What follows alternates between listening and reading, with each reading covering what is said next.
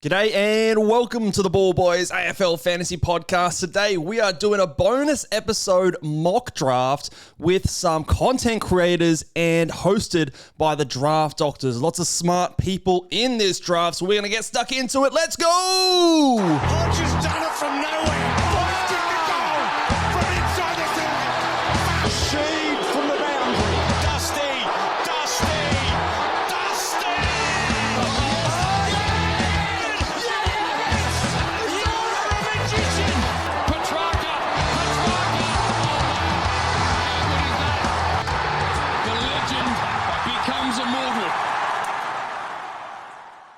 G'day and welcome again to the Ball Boys AFL Fantasy Podcast. I'm your host, Mitch Casey, and you can find me on Twitter at Ball Boys Fantasy, and you can find our podcast also on there at Ball Boys AFL. And like I said today, guys, a bit of a bonus episode coming to you outside of our normal 2 or 3 times a week. We're going to have an extra one. Just doing this because our good friends from the Draft Doctor, Stevie Fizz, invited myself along to participate in a mock draft, an industry mock draft. Now, if you haven't already, we already have done a mock draft. We did one last week with the community from the Ball Boys Patreon. And speaking of which, if you want to be involved with our Patreon community, where we've got lots of awesome things happening. We've got Patreon exclusive leagues with prizes that we give away up to $1,000 we're giving away this year to the winner if you are part of the Big Boys tier and take that one out. Competitions like if you beat me or Luke or whoever's the highest out of the two of us, you get half of your Patreon subscription money back. So lots of incentive to get in there and do well. We're going to give you the early access to the Big Boys, which are our captains. We give you our secret projections, which I'm going to be using in this draft, and I will talk about how I'm using them in my draft today, as well as bonus podcasts. We've got the All-Star Series. We've got exclusive Q&As for Patrons. There's so much happening over there. So go to patreon.com/ballboys. Make sure you subscribe. The offer for getting into that league is exclusively if you subscribe before the season starts. So we are closing in on round 1. So if you want to be involved in that competition where you could win up to $1,000 and you could also be eligible to get half of your money back from Patreon if you top the both of us, you have to do it before the start of round 1. So please make sure, if you are interested in doing that, get in there before the start of the fantasy season. We're going to jump over into the league because we're starting the draft in 1 minute. I am going to be picking at number 4 in this draft. I won't run through everyone who's in this league, but it's exclusively for content creators or podcasters, people who know their shit. So unlike the last draft where we had a bloke by the name of Luke Roderson clogging up one of the spots, we do have a draft filled with smart people here. So it will be interesting. It is a 4-5-1-4 format. So 4 defenders, 5 mids, 1 ruckman, and 4 forwards. I don't know. It says there's only 1 bench spot being drafted. That might just be to keep it a bit shorter. Maybe you guys don't care about the bench drafting. I'd imagine in most leagues you would have a draft on the bench. So let's cut over. All right. And bring this one up. And we are 24 seconds away. So Pom United from the AFL Fantasy Fanatics is starting the pick at number 1. And I'm not sure if my head is covering it here, but you can see a couple of players on the in my queue here. Harry Sheasel should go number 1. I doubt he makes it to me. But I will be selecting one of the defenders at number 4. I am very interested to see who goes in the first round. I've seen a lot of people drafting rucks very early. Very much not what I would do. I think that there is, especially in 10, it's a 10-team league. You're going to draft 10 rucks. I don't think you need to be in a rush to pick a ruck. I think there's a lot of rucks that can score 90 plus. So to get someone who's going to score 100 plus, I don't think it's that big of a deal. You only have 1 spot to fill. You can punt that position and get a fairly decent value option way later. I'd rather fill up the defenders, the forwards, especially in a 4-5-4 format. So there's only 1 more midfielder compared to your forwards and defenders. That, to me, elevates the value of both of those positions. So be interested to see if the mids go and the rucks go early, because I think they should be devalued for this type of format. And there goes Nick Dacos. So again, I've got my choice out of Whitfield and Connor Rosie. I'm going to go Whitfield, I think, here. Despite him being the older player, age 31, Rosie 26, I just think he's a more captainable option. He would have scored and averaged 109 last year if you remove his injured score, which is something that sometimes, but even so, the last couple of years, Whitfield's been fine. GWS has been more decimated with injury, so I think you might see the ball still go down there a fair bit. So I'm going to go Lockie Whitfield. I'm going to draft him as a defender. So he goes straight into my team there. Yeah, and I'm hoping to get a forward on the way back around. So if Sam Flanders is going to be there at round 2, I would take him. My projections actually say that Rosie should go next and then Sam Flanders should go at pick 6. That is how highly I value him. And that's how the draft can change based on the positional needs of a draft. If this was a 3-5-1-3 draft, you'd probably put a few midfielders up there a bit higher. But that's the thing about draft is, especially when we're dealing with projections and rankings based on that, the format and the size of the league, the depth of each position matters a great deal when you're drafting your players, because it really deepens the pool of players you're going to be picking. Like if we're picking, we have to fill 4 draft spots for our forwards amongst 10. There's 40 forwards. You go down to the 40th best forward, the 40th defender. It's a massive drop off. The 50th midfielder is still, in my opinion, averaging more than the 40th defender. So that's sort of the logic behind there. Now it is captains on, so that's what you could argue I'm giving up on a little bit. But Whitfield, without that injury score, 109 average. That's 2 points less than Bont. That's more than Nick Dacos, who went a pick ahead of him. It's about the same as Harry Sheasel, who went a pick 1. I actually don't think I'm giving up too much when it comes to my captaincy there. I think that, to me, the captaincy argument, a few points here and there, I'd rather get more positional versatility, get my mids. Now, I'm going to be attacking mids hard in sort of the early middle rounds. That's where I'm going to be going after my midfielders. When these guys fill up their mids and they're going to be doing the strategy of trying to go for the forwards and the defenders, then the rucks perhaps. Interesting that Tristan Sherry goes first. I would have thought that Tim English was going to be the first ruck to go. And it is interesting that he's the first ruck at pick 8. I've seen some drafts where the rucks go earlier than that. So pick 8, the first ruck goes off the board. So far we've had, for the audio listeners, Harry Sheasel at 1, Wang at 2, Nick Dacos at 3, I went Whitfield at 4, Bailey Smith at 5, Bontempelli at 6, Rosie 7, Sherry 8, Goulden 9, and Dawson at pick 10 to round out the first round by DC Caterpillars. So obviously a snake draft. A little bit less talking. Obviously, it's just going to be a draft of myself here today, and I feel like I can, since it's a bonus podcast. So we'll wait and see. I am hoping my optimal pick here would be that Sam Flanders makes it back to me on the second round. The only thing about using those projections, especially bumping up the value of your defenders and your forwards and things like that, DPP, especially in the forward line where you could get some funky DPP, does potentially skew that. So if we get a Rowan Marshall or Isaac Heaney or these players that would rank highly in the forward line pick up forward status during the year, it does hurt the positional value of those players being picked. But this strategy landed me Bailey Smith as a top 4 pick last year in drafts, and he was not going that high. And that worked out pretty bloody well. He would have been the best pick in the draft if you got him. I mean, he was the number 1 player in fantasy last year and available in the weakest line in fantasy as well. So, not saying that Flanders is going to do that, but it's possible.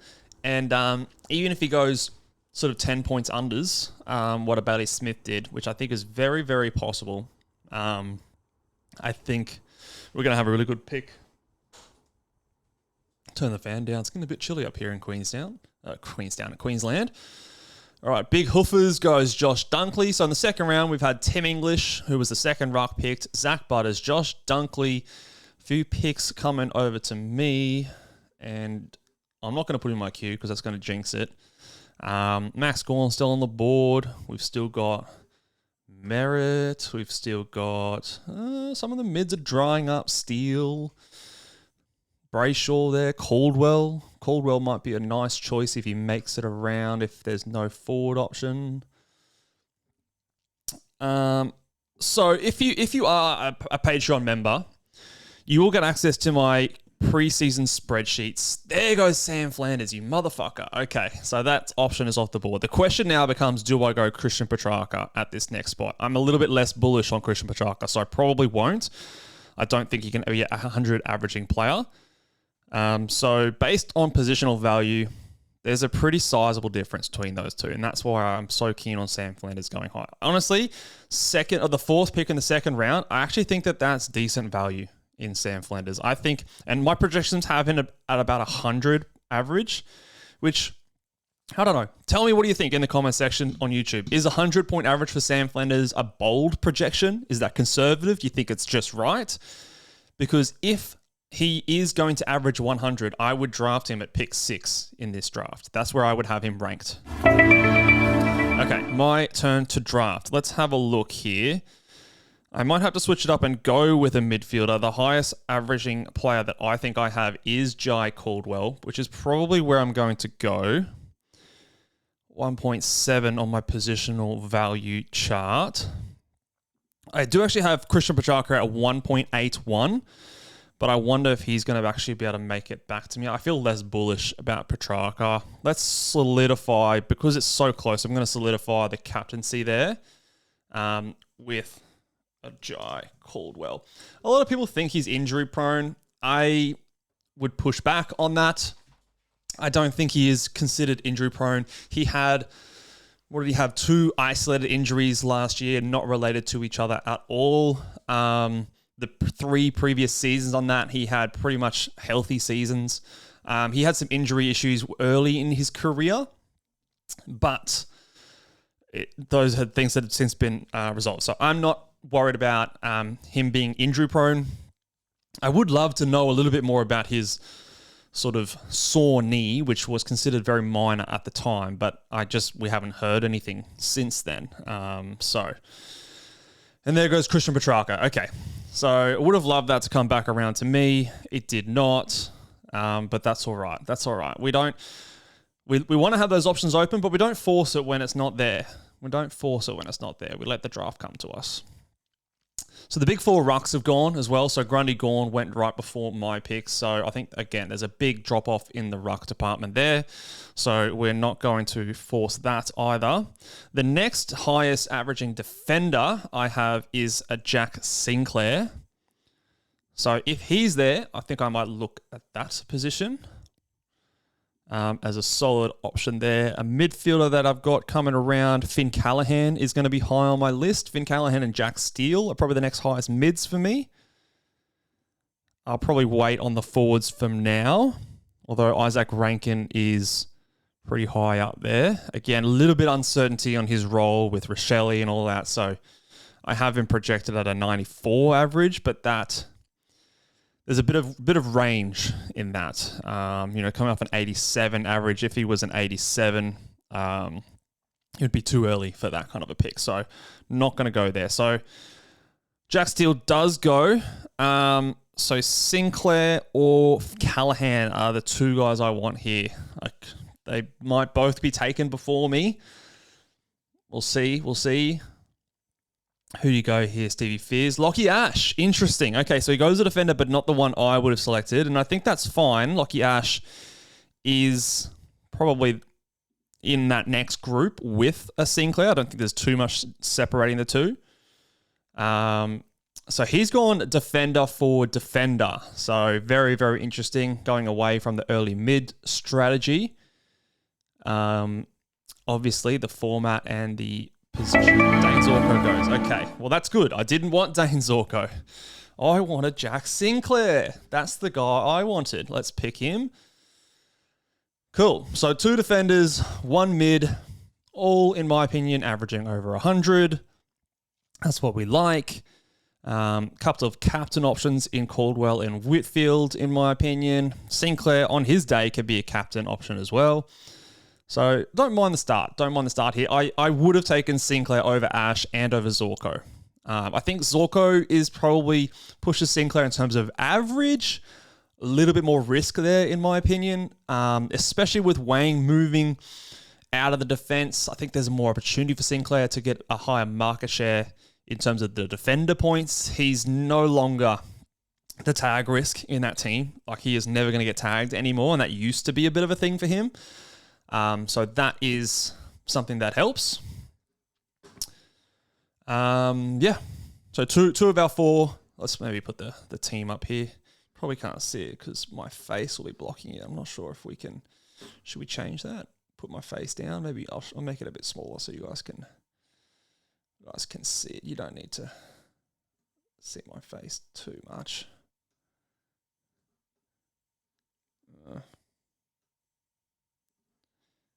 Let's fix that. That's not going to look too good.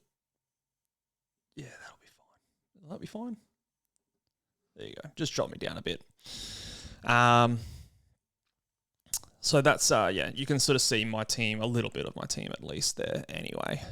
Might move that back later. Josh Dacos goes. So we had a run of defenders there. Josh Dacos is a very interesting one. He has probably the highest ceiling out of those four defenders, but probably also the lowest floor, or at least hasn't done it yet to that degree. Averaged 94 last year. Then goes Hugh McCluggage, Sam Walsh, Matt Rowell. I'm very surprised that Finn Callahan has not gone yet. He is the guy. I don't think he's going to come back around to me at that point. But he would be the guy that I would want. Noah Anderson's also, it's coming up to him. Very surprised to see Matt Rowell go ahead of Noah Anderson. Now, I know that's how it worked out last year, but that's a Brownlow year from Matt Rowell. And the second half of his year, I don't think you can call repeatable. Is there a way that I can just slide this down just a little bit, not the whole thing? No, I don't think it is. So we're on the AFL Fantasy Draft website. So last mock draft we did on Keeper. So this is the fantasy website. Very similar. I do like the changes that they made. I think Draft is in a good spot. One thing that I would love to see Draft, and if anyone who does, has some strings to pull at the Draft platform over there, I would love to see some auction drafts. I would love to see an auction draft where you can bid on a player instead of this snake draft, it is still the vastly popular format, but auction drafts to me are the best way to do fantasy sports. It's so much fun. It's like the best and the fairest way to play fantasy draft because everyone has access to every player. Like if you get the seventh pick, that you can't get Harry Sheasel, you can't get Nazai Wing-Miller. You just kiss those players goodbye. But if you are the 10th pick in an auction, you can get anyone. It'll cost you. You'll have to pay a lot of money for it, but you have the option to get everyone. Wow, Archie Roberts, that would have to be the biggest reach of the draft so far. I love that value on Finn Callahan there. I think that's extreme value. But Archie Roberts going in the 4th round? Whoa. Okay. That's, look, I don't know. You might, obviously you've got a different opinion than me. That's just my opinion, but that's why I'm recording a podcast, to share my opinion. And I think that is very early. Very early. Luke Jackson goes to Finders Keepers. Obviously familiar with his keeper leagues, but this is not a keeper league. This is a standard redraft league. But Luke Jackson, very interesting. He's a very tough person for me to rank. So this could be great value. It could be reaching. It could be spot on. Very hard for me to completely tell. All right, it is my turn, and this is where I'm going to get someone who I think in draft formats gets forgotten about a little bit. I think I'm going to go Isaac Rankin here. I think he can average similar to a Petrarca. There's a little bit more volatility with his role. Is there anyone else? I think the mids went that I wanted. Is Max Holmes still there? Oh, he just went. Butters would have gone, right? Yeah, he went ages ago. Okay. Isaac Heaney is someone I like. but I think the forwards are going to dry up much, much sooner. So we're going to go Isaac Rankin. Isaac Rankin goes there to get our first forward on the board. Remember, we still need 3 more forwards. We don't want to be streaming the entire position. So I want someone in there that I can rely on. And maybe Rankin is not that player, but in terms of his scoring, he's the best guy on the board, in my opinion. I think he can comfortably go 90 plus. He just needs the right role. He's one of the best players on that team. Dylan Moore is going to be a guy I look at soon as well. Just as a really nice, safe, solid. He might be someone I look at. Dylan Moore, Isaac Heaney are probably the guys I want to come back around to me. I think we've had a bit of a drop-off in the defenders. We're looking in like the Carl Amons, Bailey Dale, Callum Mills, Nick Newman sort of areas. Is Stevie Fizz going to draft his first mid? Let's see. I think he will. I'm calling him mid. Yeah, so Caleb's wrong. There he goes. Okay, so Isaac Heaney still on the board. Bailey Dale. Okay, so there's a defender. First defender for Palm United. And Darcy Cameron, he gets his ruck. See, this point, I'm just, fuck, Stevie. Isaac Heaney, that's the guy I wanted. Okay, so I don't think I'm going to go mid at this point. It might be Dylan Moore, back-to-back forwards. I think that's probably the play. I'm not really trying to force some, picks where I'm going to get them at insane value. These guys all sort of know what they're doing. So I'm just trying to fill out my team smartly, be across all the positions, be across, the points in the draft where the value falls away. Though you've got some other options. Cozzy Pickett, Dylan Moore, I've got projected very similarly. So if Commissioner here from DT Sheep, he goes Dylan Moore. So this is where I think I go Pickett. Because I pick it. Who's in my classic team? Because I pick it. There's no one left. That would give me 2 midfields, 2 forwards. Yeah, let's go there. Cozzy Pickett. Round number 5. So, don't mind it. Obviously, he has some flaw games still, but honestly, if he can just improve that, and I think he almost has to with Melbourne's team looking the way that they are this year, there's no one else there. There really is no one else there. All right, who are some players that I want? Well, we don't want Tom Green anymore, do we? Clayton Oliver has to get a bit of a bump for me.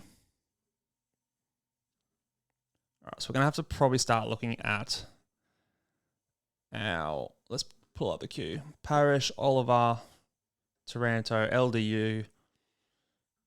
These are some of the guys I'm looking at for the next pick. Hopefully, one of them comes back around.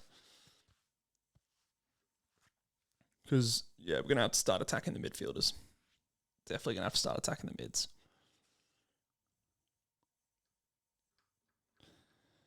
Probably happy with those forwards for a little while. Maybe we can get some forwards later or some mids later that might pick up some DPP. Took Miller's a guy that I would always like to target around this sort of a spot. With a lot of injuries as well to the midfielders. I feel like there's been a lot of mids getting injured. Some guys with some shaky job security. It does seem to drop away fairly quickly here. So I have my doubts whether or not those guys are going to get back to me. But we'll have to wait and see.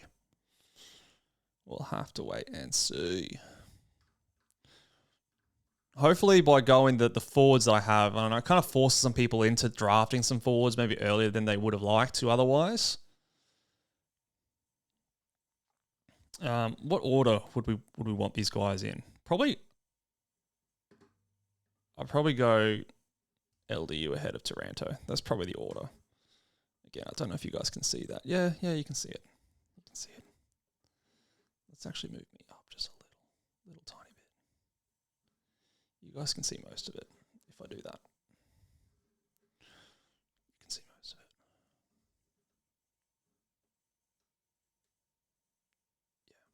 Yeah, that's fine. That's fine. Okay, who went? Oh, there goes Tim Taranto. After my pick, it went Jordan Clark, Rory Laird, then Timmy Taranto by Finders Keepers. Big Hoofers is up next. Who is he on auto? His thing says auto, but it's not picking. Okay, maybe he was on auto because I don't think Nick Newman would have been the auto pick there. Probably would have been Ryan Marshall.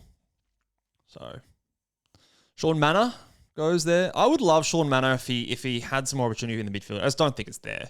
He is one of the best fantasy point per disposal players in the competition. Like, racks up the tackles, racks up the marks, kicks it a lot. Just anytime it's a Jordan Dawson, Jack Steele kind of level points per disposal. He just obviously doesn't get the ball as much as those guys, so his overall scoring isn't as high. But if he got more opportunity to get the ball, more opportunity to be around the ball, then he would score really well. There goes Josh Rochelle. So a bit of a hype guy. DC Caterpillars, obviously he's in. He's in. I hope that means, DC, that Josh Rochelle is going to be in your classic side. Very interesting. Ed Richards is probably a good, solid value pick there as well. Maybe a bit of a forgotten man there. I probably should have been in my queue. Ed Richards. Yeah, I've got him around that sort of a spot.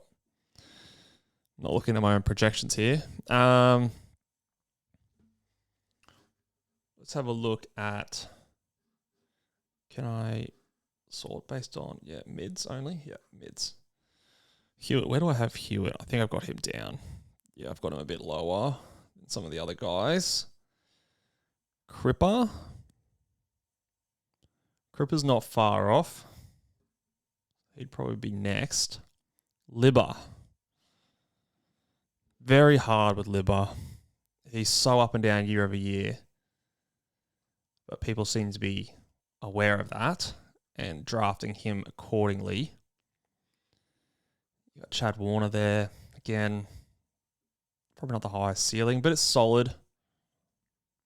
It's solid. Hayden Young. Tom Powell. There's some options there still. There's still some options. Callum Mills there. So 2 picks to 1. So I'm going to get one of these midfielders. I think, is it Clary, the guy we want? Or LDU or Parrish? I think Crip is a last for sure. How much of a bump does Clary get with Tom Green being out? So if Clary was... What was Clayton Oliver last year? So Clayton Oliver last year averaged 90 or 89.7. I think that's his floor, really. Time on ground was down last year. So if time on ground was scaled up to mid 80%, he would average 96 based on last year's points per minute, which is be about where I'm projecting him to go, about a 96, mid-90s.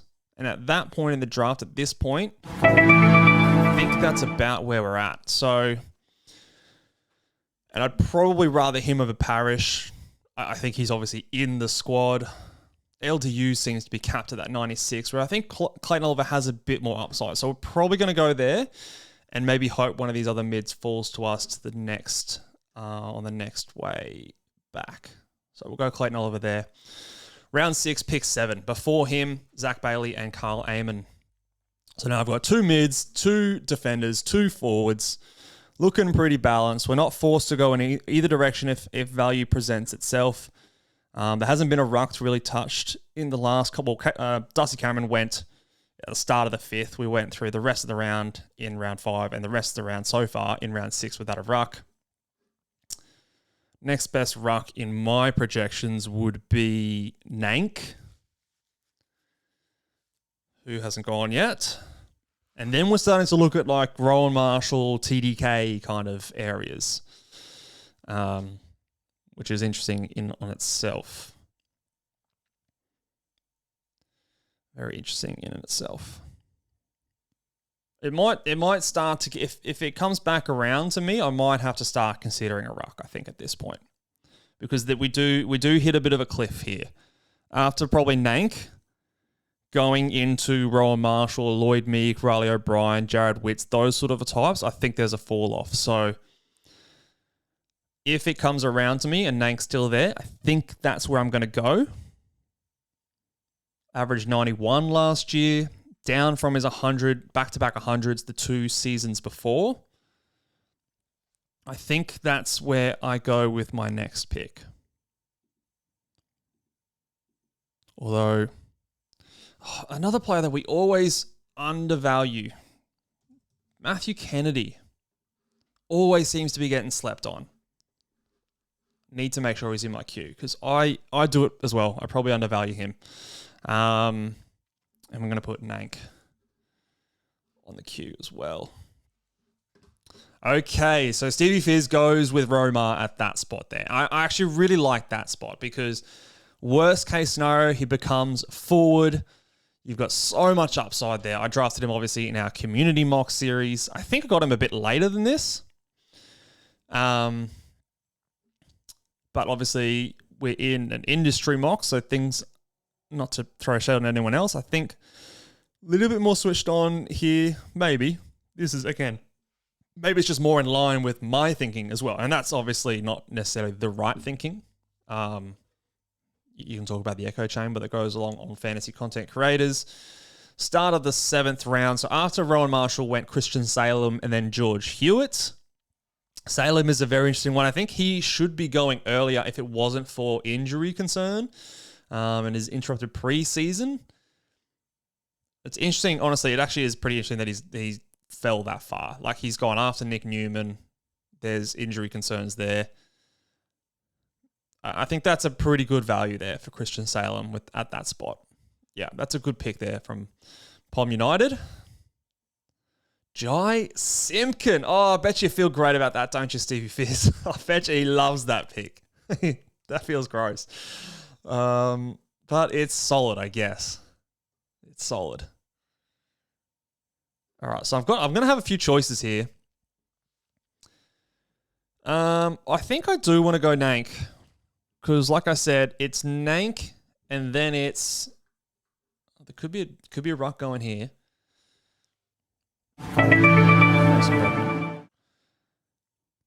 Parrish or Nank? Parrish or Nank? I think there's too many risks with Parrish. We're still only halfway through the draft. So after Nank, there's Lloyd Meek, and they're talking about Reeves. Riley O'Brien, there's talking about him getting replaced. Witsy is probably the next one. So you got Wits versus Nank, but Wits, I don't think is going to do so well with the... Yeah, I'm going to go Nank. It's not a complete punt ruck strategy, but I do think that there's a fall away here in the ruck department. And hopefully that just maybe forces some people. I mean, everyone after, maybe I could have waited because there's Ruck. Jaden Tall is the only player after me that does not have a ruck. So perhaps I could have waited there, but I just didn't really want to be caught out with anyone after that. So hopefully that puts Jaden in a bit of a tough spot. I probably could have waited and just gone Witsy now that I think about it more.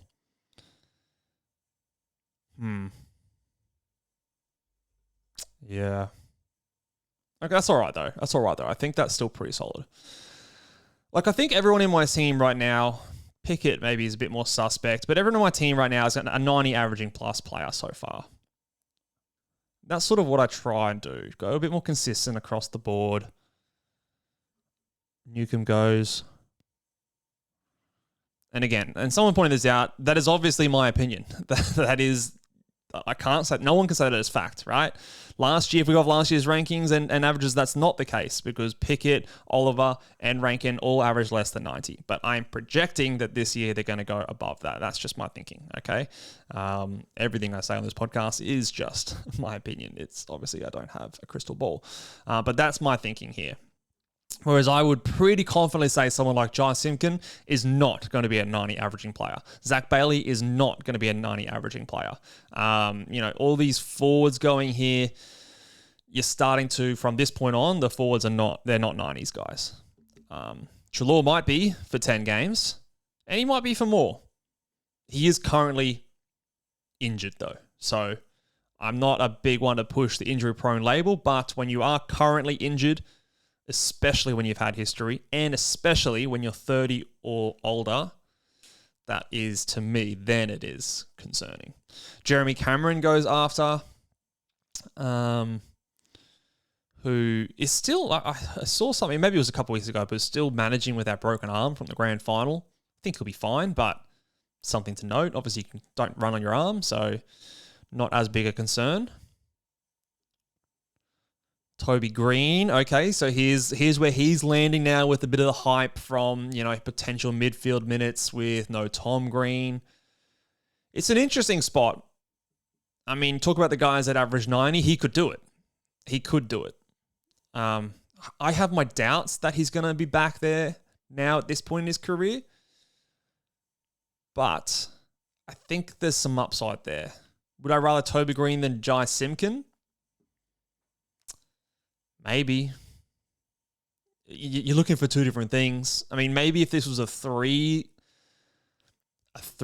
forward structure, then you'd probably go Toby Green. But with 4 forwards, maybe you favour Simpkin, which maybe is what Stevie Fizz is thinking, and that went into his decision-making. Darcy Parish is still there. Cripps is still there. Kennedy is still there.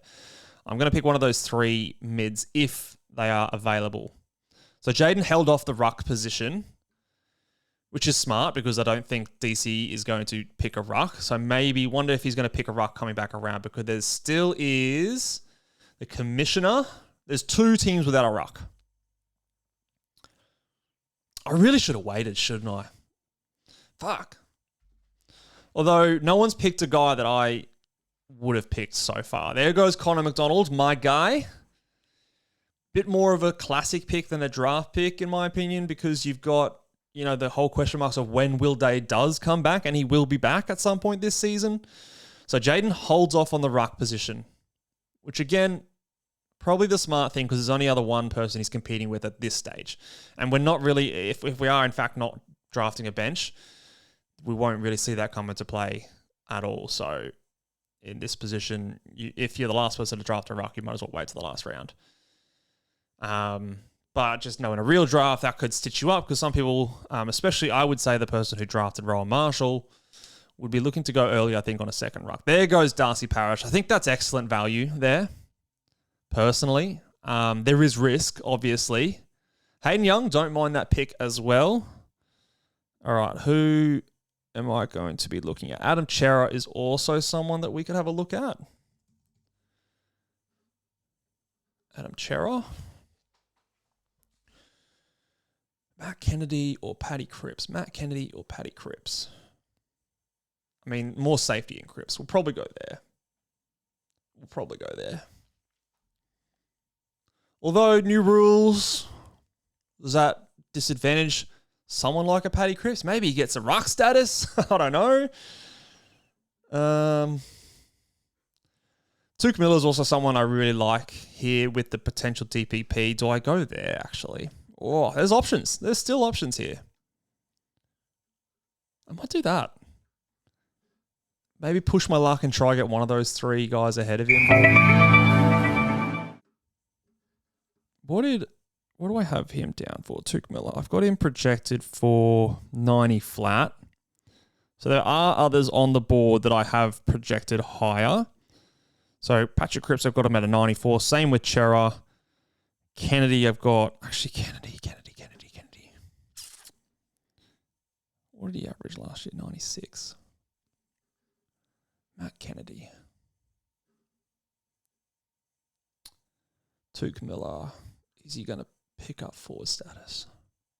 I think there's a decent chance. And if he does it, it means he's playing a lot of the midfield and averaging well anyway. Let's take a punt. I think at this spot, yeah.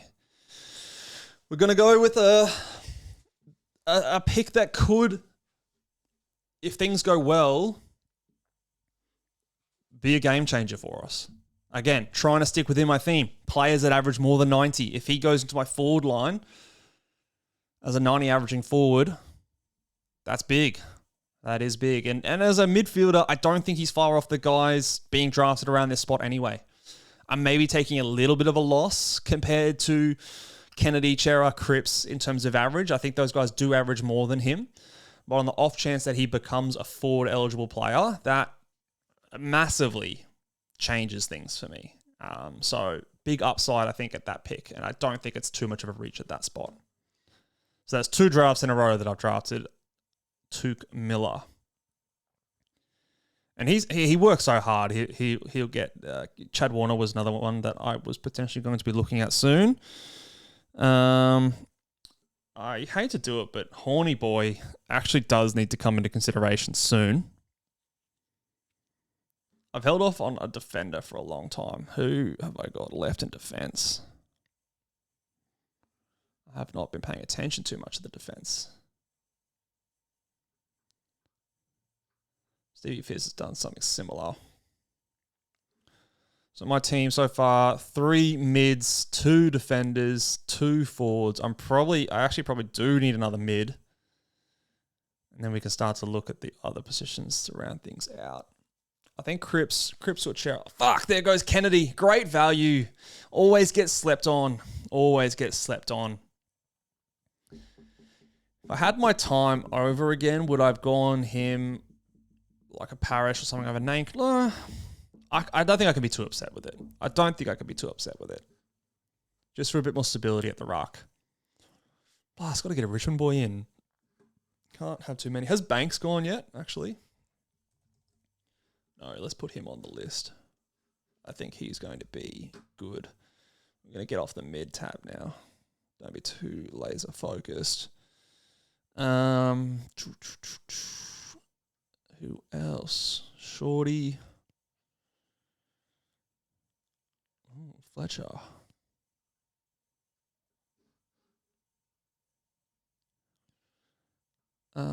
Banks would have to be the next defender, I think. Do I go Banks? It is still speculative. What have I actually got him projected at? Sam Banks projected at an 88. Sam Banks or Patrick Cripps. Cripps is probably the safer, smarter pick.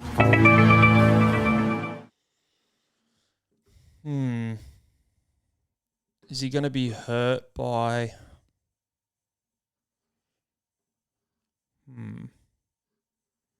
Is there a way for me to see like what pick this is overall?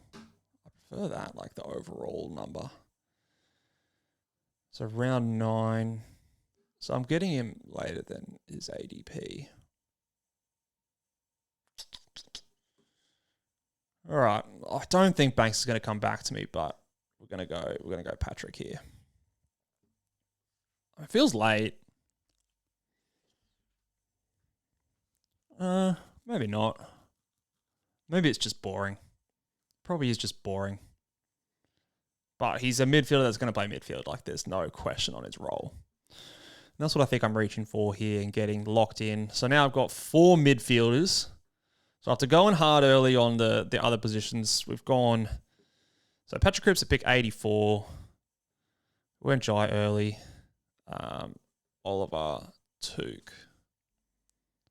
A few inside guys, but that's okay. I think I'm getting them at value. Justin McInerney. See, this is gross. It's gross. I think my team's success hinges on whether or not Tuke Miller picks up forward status. That is... I don't know. I don't know if I want to be in that position or if I don't. But that's where we're at. I think the guy that I want with my next pick is Sam Banks. Don't think he's going to get back to me, but we can dream. We can dare to dream. Ollie Wines. He's got to be consideration soon too. There goes Chera. Obviously suspended early, but for a draft, we don't care too much. Tom Powell. We want to have a look at him. Do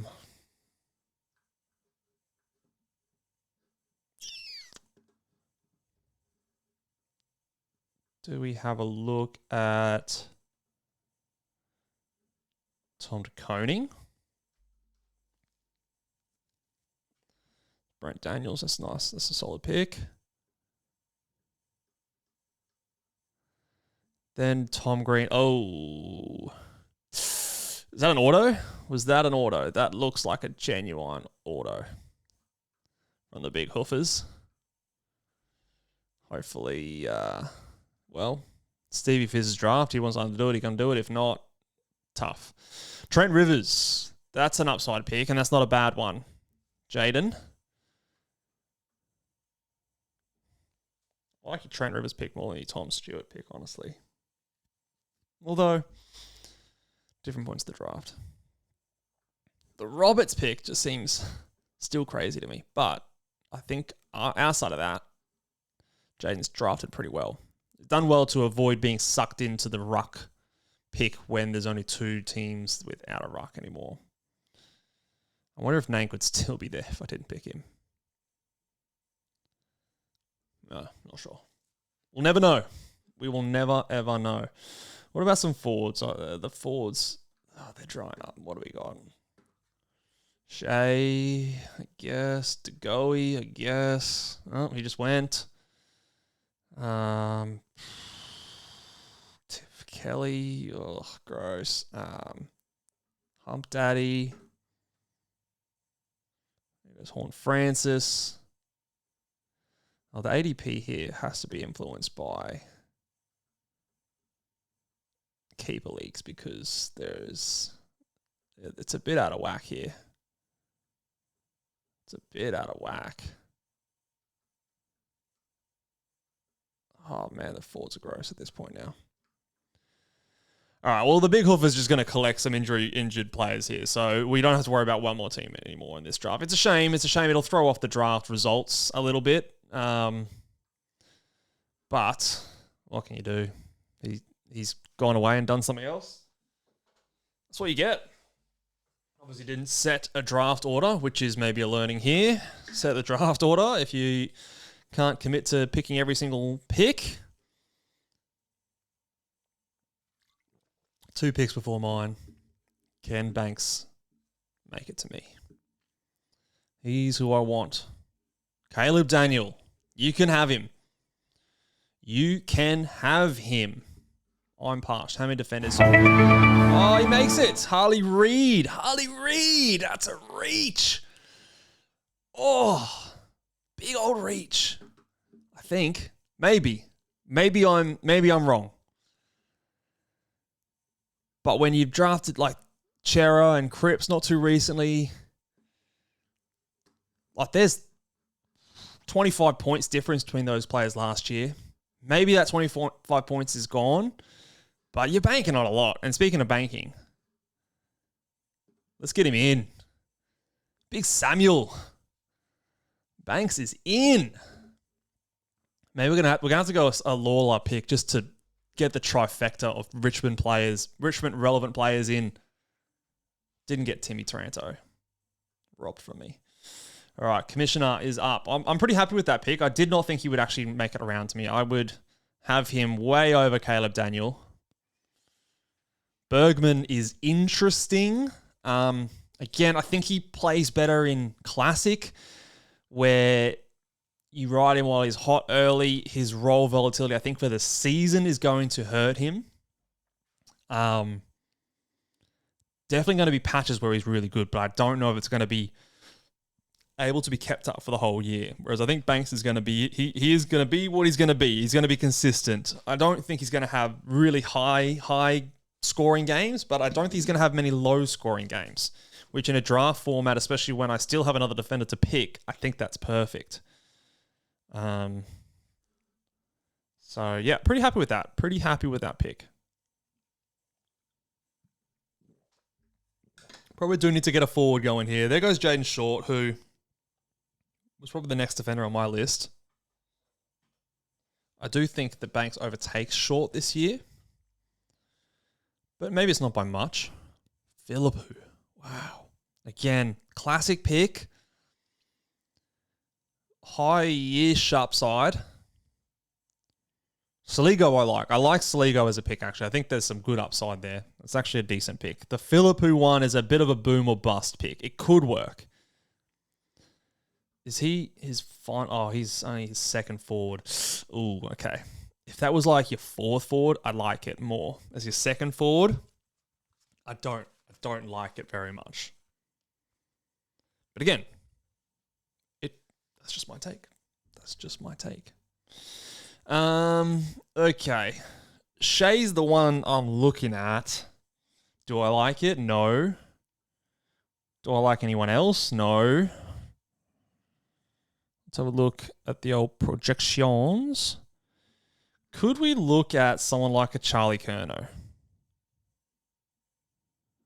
Charlie Curnow. I think we could, actually. I really actually think we could. Oh, are we gonna go with Charlie Curnow at this spot? Mackay went ages ago, right? Yeah. Fuck it. Like, what else? Play the matchup. Yeah, let's do it. Let's go Charlie Curnow. Why the fuck not? Play the matchups. He can be, once we get Tuchel on the forward line, play a little bit of stream action with him and the last forward we're going to draft. Something there, better team. Something to it. At this point, rather him than Philippou. Nick Martin. The last two forwards that went. Nick Martin, obviously. Yeah. Okay, so let's have a look at the team. So this is what we've got so far. Lockie Whitfield, Jack Sinclair, Sam Banks. In the defence, we've got in the mids, Jai Caldwell, Clayton Oliver, Tuke Miller, and Patrick Cripps. Nank is my ruckman. We've got Isaac Rankin, Keziah Pickett, and Charlie Curnow in the forward line. So again, nice and even. I'm probably going to leave the last forward to the very last pick on field. Next two picks, we're going to go mid and defense, I think, or defense and mid, whichever we see better value in. At the moment, it's looking like mids. If Wines, Powell can both be there, definitely taking Ollie Wines at this point, for sure. Who cares if he's missing the first couple of games? Hopper becomes an option. Durham definitely becomes an option. We should definitely look at him. Braden Fiorini actually is, as much as I don't like it, I actually think he could be a play.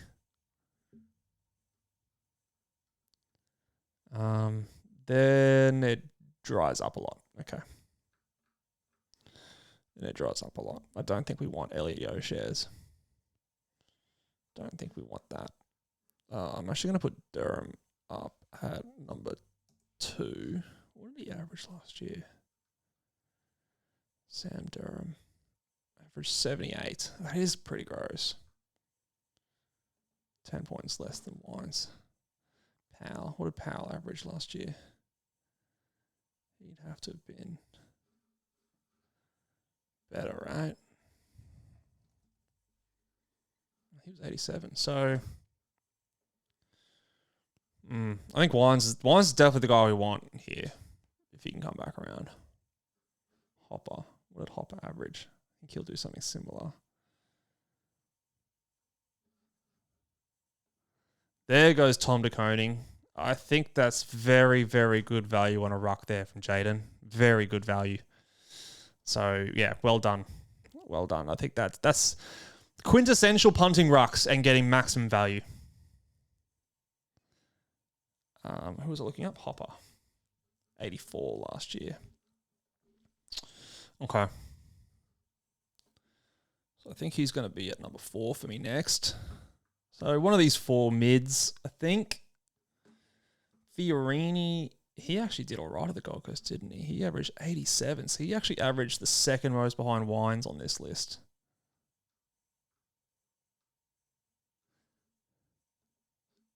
Is there something about Wines that I'm missing here?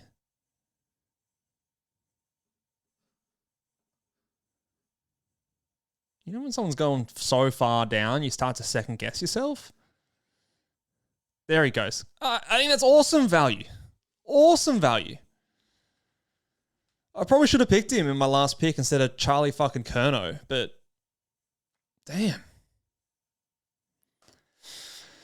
All right, now we've got a decision here. Tom Powell, Sam Durham, Jacob Hopper. For some reason, I've got the guy who scored the least amount of points first on this list. Make that make sense.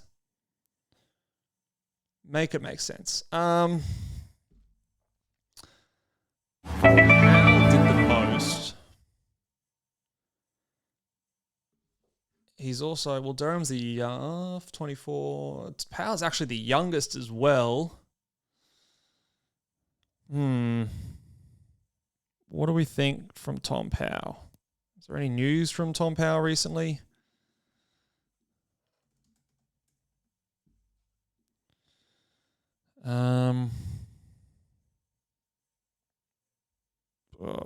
Can't see anything. There's some concern about him recently. Points to his groin in the medical staff. Oh, don't like players pointing at their groin. We don't want that. Why is Sam Durham suck so much? Fuck it, we're going to go him. Going to go Durham. There's opportunity. There's opportunity, guys. He's a young player. Surely he gets a boost. Surely. All right.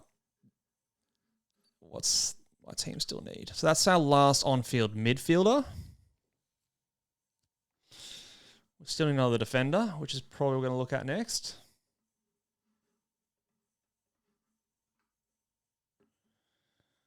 Nick Flosson, maybe. Oh, it's got to be Dan Houston. It has to be. That's just the upside as it gets, right? Right? Actually, Lawson Humphreys, I don't mind the look of either. So we're going to go him. Will Powell is a bit of a gamble.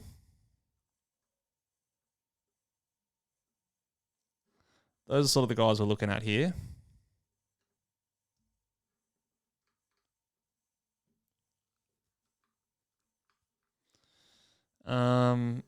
But it's got to be Houston at this spot. If he can come back to me.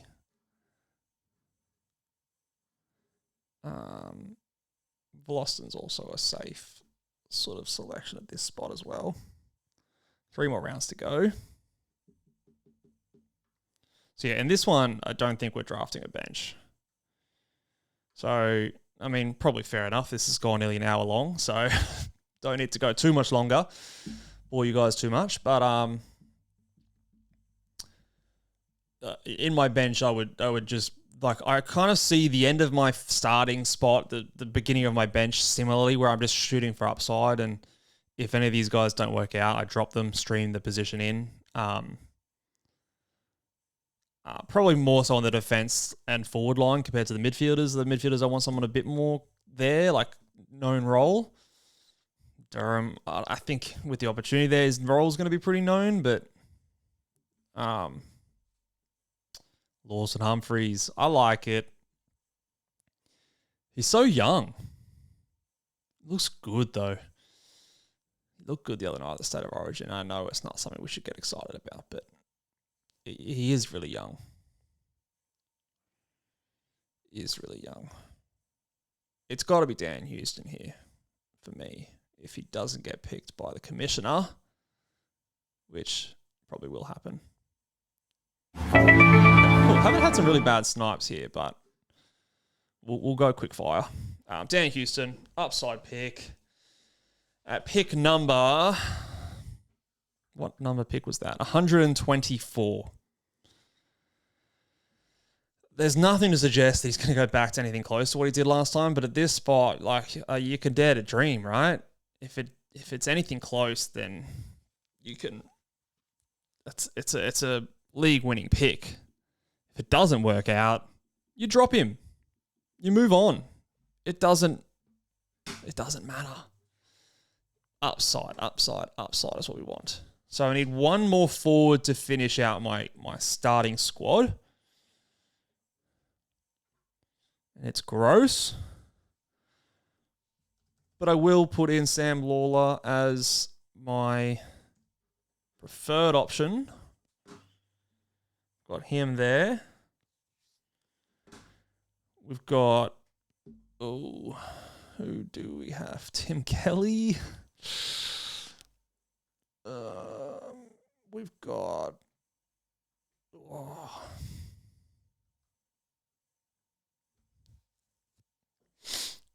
God, who do we have? I don't know.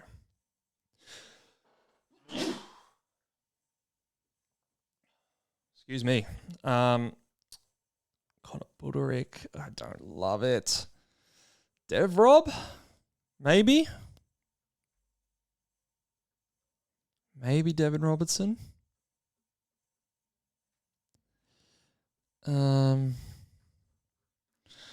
Oscar Allen is an interesting one. Is he going from the worst scoring team to the best scoring team? Could do a bit of matchup-based play.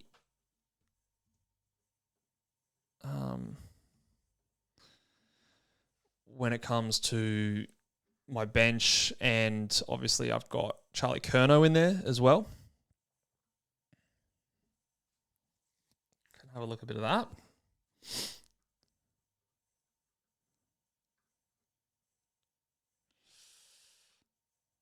Yeah, it's rough at this point. We're really just shooting for upside. That's it. Upside and like versatility. Versatility in the fact that you can stream them. They have the potential on any given week. Probably not on the season, but on any given week, they can pop off for a big score. And the key forwards are capable of doing that. The key forwards are probably more capable of doing that than, drafting someone like Jamie Elliott or I don't know, Patrick Lipinski. Like, these guys aren't turning up much throughout the season, if at all. Like Neil Bullen, like we're not getting excited about these kind of guys on any week. There goes Lawler, which sucks. So maybe it is someone like an Oscar Allen. Is it Oscar Allen? Could very well be. What's Dev Rob been doing? Let's have a look online real quick. He's got a funny spelling to his name, doesn't he? Devin. E-N. Okay. Notables in the Inch Club or midfield time. Famous words. Not much else I can see.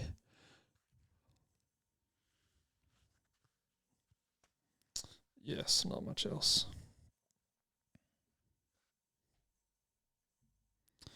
He faces a battle to earn a midfield spot due to tight competition from young talents like Harley Reid and William Dersma, plus other signings like Finn McRae and Harry Schoenberg.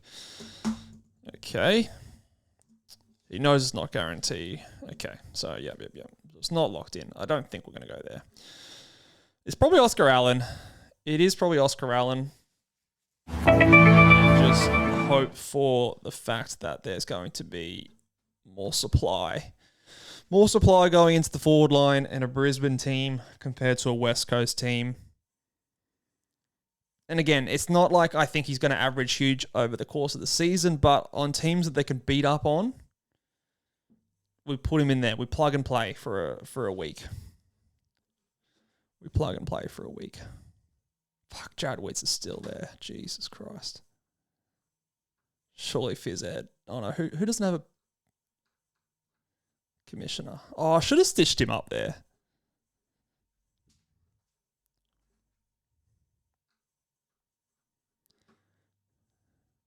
Probably do go a Ruck or a Hopper, maybe. Probably is a Hopper or a Fingarini. Yeah, I probably do go that because I'm not super confident in my... well, there goes Hopper.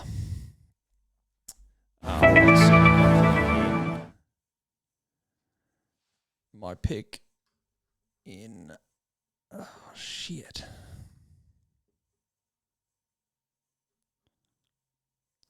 Fuck it, do we just go Nick Bryant just for the content?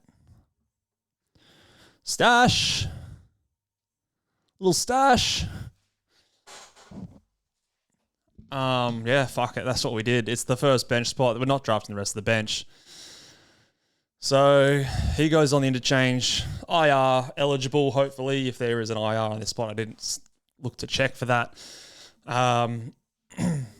Yeah, just in case our Ruckman goes down in Nankervis.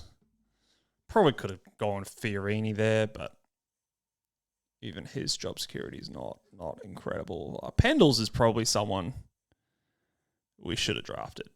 Honestly, yeah, we probably should have drafted Scott fucking Pendlebury. Really, averaged 87 last year. Like, what's to say he's going to drop off? Probably nothing, right? Probably nothing, right? Yeah, probably should have gone there, but it is what it is. So that's the team, guys. That is the team. I don't know if I'll finish this out. I might actually call it there. It's been a long podcast anyway. So we'll round it out talking about the squad, go through the picks. Lockie Whitfield was the first pick that we had at pick number 4. Then we went to Jai Caldwell. And then we went to then we went Jack Sinclair, Isaac Rankin, Cozzy Pickett, Clayton Oliver, Tuke Miller, Patrick Cripps, Sam Banks. We picked Nank in there before we picked Tuke Miller. Way out of order. Charlie Curnow.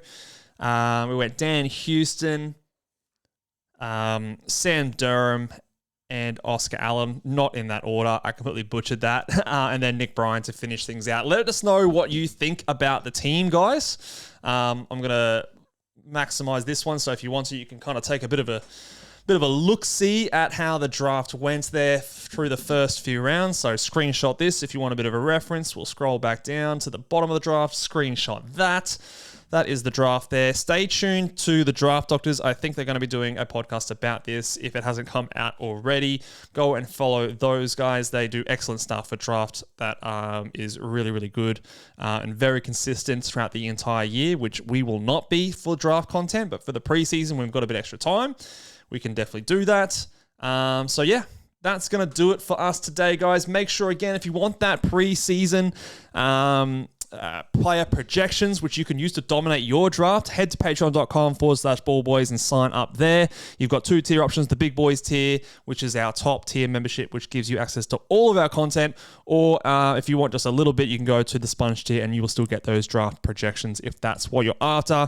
Hit the like and subscribe button on YouTube. If you're listening along on audio, you can give us a 5-star rating and review. It would very much help us out.